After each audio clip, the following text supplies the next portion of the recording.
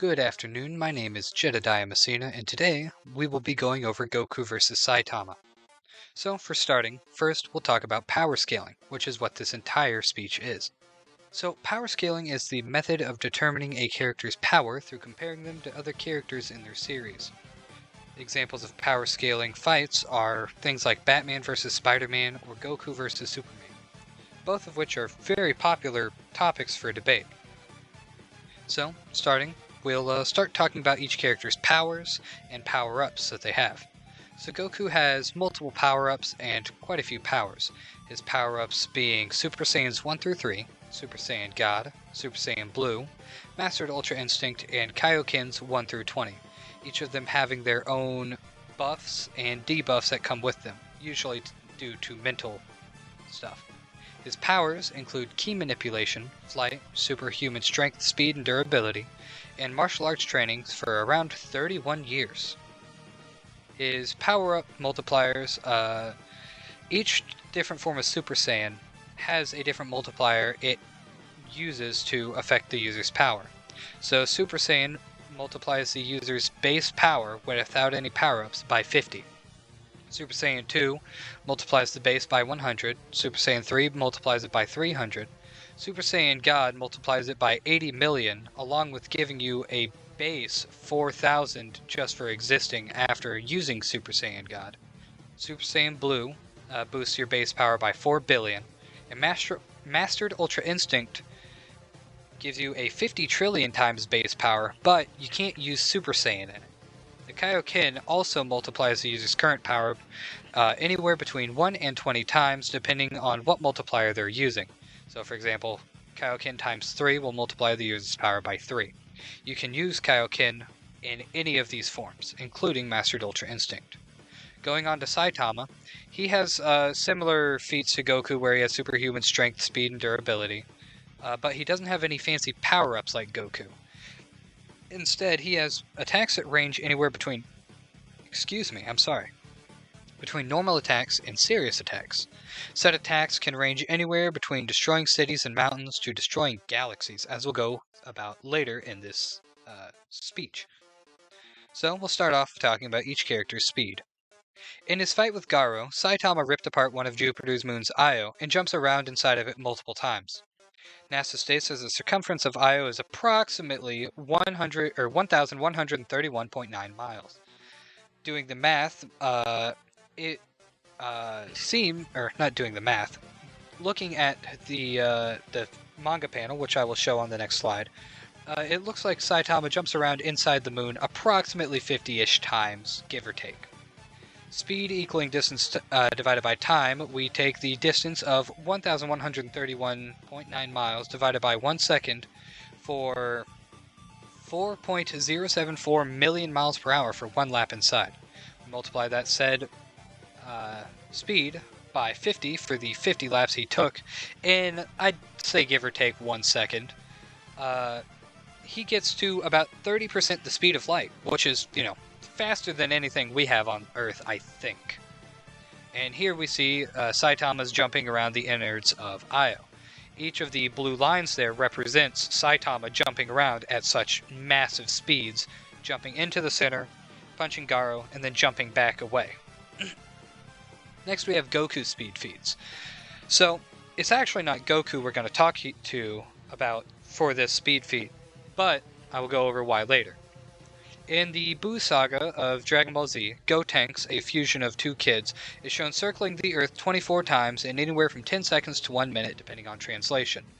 According to NASA, the radius of Earth is 6,378.137 kilometers. Multiplying that by 2 pi, we get a circumference for Earth of around 40,000 kilometers. Multiplying that by 24, we get the time Gotenks circled the Earth, or the amount of time circled the Earth, giving us a total distance of 961.800 kilometers, and he did that in anywhere from 10 seconds, giving us around 32% the speed of light, to 1 minute, or 60 seconds, which is 5% the speed of light. And Goku is shown to be faster than Gotenks multiple times in this arc, such as when Gotenks powers up to Super Saiyan 3, which multiplies this speed by 6, he is then outsped by the main antagonist Majin Buu in one of his power-up states, and Goku is later shown in that arc to outspeed that Majin Buu who is powered up. Here we see the manga panel of Gotenks circling the Earth. As we can see, we took about average-ish kilometers. Say he just circled around the entire just circumference of it, as opposed to calculating all the different heights and spins he did there along the way. So, Goku actually has a second speed feat as well that we'll go over, where he breaks time. By fighting the assassin Hit in the Universe 6 vs. Universe 7 arc, Hit is shown and said by multiple gods to have the ability to stop time. It is a legitimate time stop, and it just straight freezes it there. Goku is then shown to be able to move through said stopped time, which breaks the speed formula entirely. This puts Goku not only faster than light, but faster than time itself. And here we have a GIF of Goku breaking through the frozen time. The blue broken-ish area around, before he moves, is the frozen and fractured time. And then once he hits Hit, it flashes back to the actual arena. Next we'll go on to strength. In Chapter 167 of One Punch Man, Saitama fights Garo, the main antagonist and most recent one, landing his strongest punch against another punch of exact and equal force.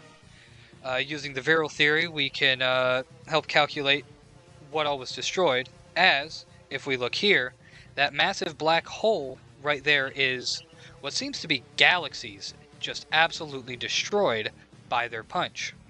So going back, calculating the joules of energy it would take to destroy a singular star, it takes 9.1556195 times 10 to the 38th joules to destroy a single star.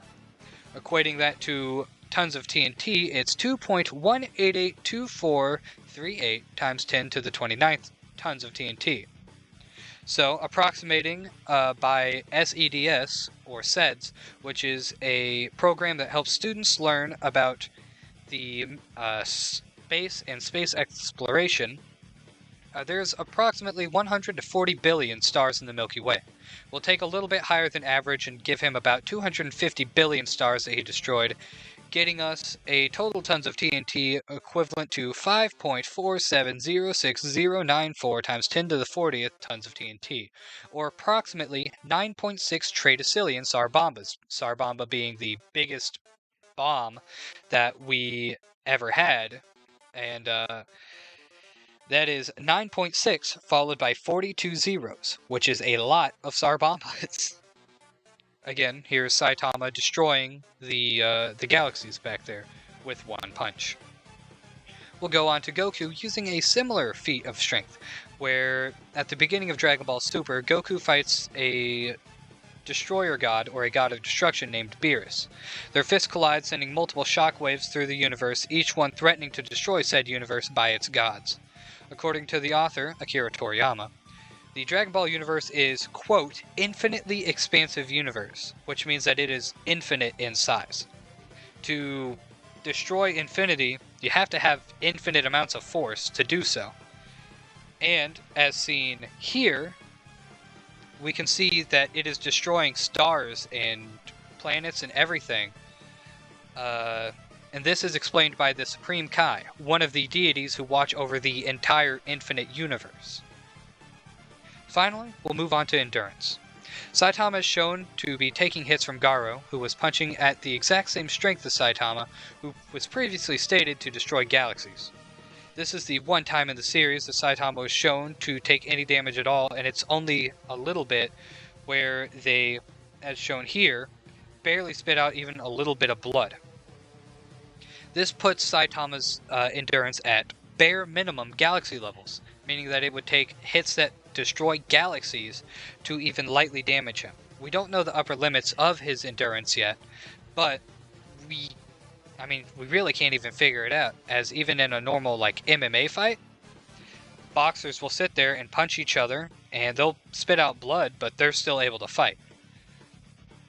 So we'll go on to Goku's endurance next. Goku fought an alien named Jiren during the Tournament of Power. During said fight, Goku launched his strongest attack at Jiren, which is called the Spirit Bomb. The spirit bomb takes energy from beings around and forms it into a large ball that Goku then threw at Jiren.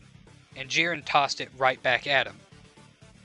And Goku took this hit that had the gods quivering and fearing for their lives, and fell to the ground nearly dead, but got back up moments later to continue fighting. All the while, Goku or Jiren being stated by every god there to be stronger than any of the other gods of destruction, which are all weaker than Beerus, the guy Goku fought earlier, who was fighting him with not even full power.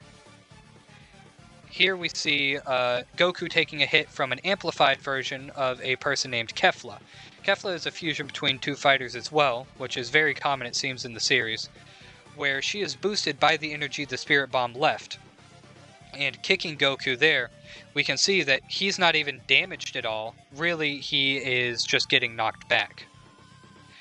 Further on, Goku goes to fight Jiren again for round 2 and surpasses Jiren's strength, causing him to go and fight at his even more full power form. And Goku is shown to be taking his strongest hits from this clearly universal threat. This would put Goku's endurance at bare minimum universal, and for Dragon Ball, that is technically infinite. So finally, we'll talk about each character's experience. Saitama is a 25-year-old male who only has, give or take, 3-ish years of training. He has fought in a total of 46 battles, winning every single one of them except for, and 2 of them, he has had to put in more effort than the others. So 44 of the 46 battles were fought and won with 1 punch. It is also stated by multiple people and Saitama himself that he has 0 fighting techniques, only really knowing how to brawl and wildly throw punches, similar to a street fight.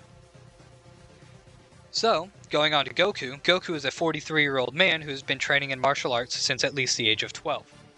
He has a total of 9 masters: Goten, Master Roshi, Korin, Kami, and Popo, which are the gods of Earth in Dragon Ball. King Kai, who watches over the northernmost quadrant of the entire infinite universe. The people of Yardrat, which is a planet where he learned multiple techniques from. Whis and Miris, both of which are angels fighting, or who are said to be stronger than the gods of destruction as well.